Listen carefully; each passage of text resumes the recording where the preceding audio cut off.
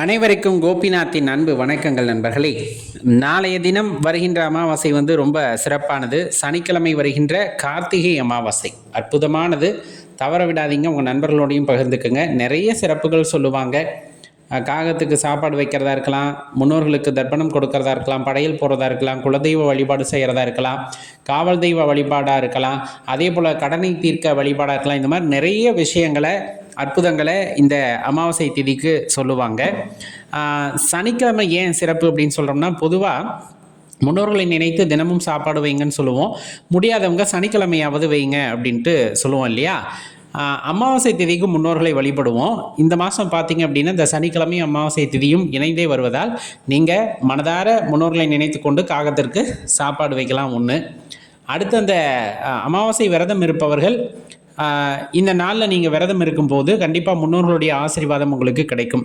அது ஒரு வகையில் சிறப்பானது. அந்த கடனை தீர்ப்பதற்கு என்ன பண்ணலாம் அப்படின்னு நீங்கள் பார்த்தீங்கன்னா, இந்த அமாவாசை திதியில் வரக்கூடிய சோடசக்கலை நேரம் அப்படின்னு சொல்லுவாங்க. அது ஒரு 2 மணி நேரம். அந்த 2 மணி நேரத்தில் விளக்கேற்றி வச்சு திருமூர்த்தி பகவானிடம் உங்களது வேண்டுதலை வைக்கும் பொழுது கண்டிப்பாக அந்த வேண்டுதலை நிறைவேற்றி தருவார் அப்படின்னு சொல்லுவாங்க. அது எப்போ அப்படின்னு பார்த்தோம்னா 1ஆம் தேதி தான். அமாவாசை திதி 1ஆம் தேதி பகல் 12-19 வரையிலும் நீண்டு இருக்கு. இப்போ இந்த சோடசக்கலை நேரம் அப்படிங்கிறது பார்த்தீங்க அப்படின்னா அந்த 1ஆம் தேதி பகல் 11:19 மதியம் 1:19 வரையில் இருக்கக்கூடிய அந்த நேரத்தை தான் சோடசக்கலை நேரம் அப்படின்னு சொல்லுவாங்க.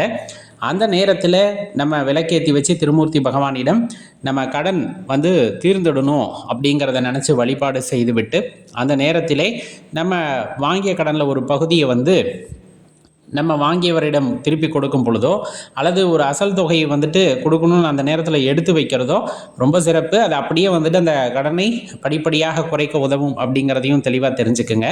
இந்த அமாவாசை தினத்தன்னைக்கு முன்னோர்களை நினைத்து தர்ப்பணம் கொடுப்பது, அதே போல் படையல் போடுவது ரொம்ப சிறப்பு. மறக்காமல் செய்யுங்க. நம்மளால் அது முடியலைன்னா காகத்துக்கு சாப்பாடு வைக்கலாம். மாட்டுக்கு நீங்கள் வாழைப்பழம் வாங்கி கொடுக்கலாம், அகத்திக்கீரை வாங்கி கொடுக்கலாம். இந்த மாதிரி விஷயங்களை செய்தாலும் போதும். முடிஞ்ச அளவுக்கு ஒரு 5-6 பேர்த்துக்கு தினத்தில் அன்னதானம் செய்கிறது ரொம்ப சிறப்பு. அமாவாசை திதி என்று குலதெய்வ ஆலயம் அருகாமையில் இருக்குது அப்படின்னா நேராக போய் ஒரு 11 தீபம், நல்லெண்ணெய் தீபம் போட்டு வழிபாடு செய்யுங்க. பெண் தெய்வமாக இருக்குது அப்படிங்கிற பட்சத்தில் நெய் விளக்கு போட்டு வழிபாடு செய்வது ரொம்ப உத்தமம். குலதெய்வத்தினுடைய பூரணமான அருளை பெற்றுத்தரும். இல்லை ஆலயம் ரொம்ப தூரத்தில் இருக்குது அப்படின்னு நினச்சிங்கன்னா குலதெய்வத்தை நினைத்து வீட்டில் விளக்கேற்றி வழிபாடு செய்யுங்க. எல்லை தெய்வம், காவல் தெய்வம், அதுலேயும் குறிப்பாக ஆண் தெய்வமாக இருக்கிறார்கள் அப்படிங்கும் போது அவர்களை வழிபடுவதற்கு ரொம்ப உகந்த நாள் அப்படின்னு சொன்னோம்னா இந்த அமாவாசை திதியை குறிப்பிட்டு சொல்லுவாங்க. அதுவும் இந்த கார்த்திகை அமாவாசை அப்படிங்கிறது ரொம்ப சிறப்பான விஷயம். தவற விட்டுறாதீங்க.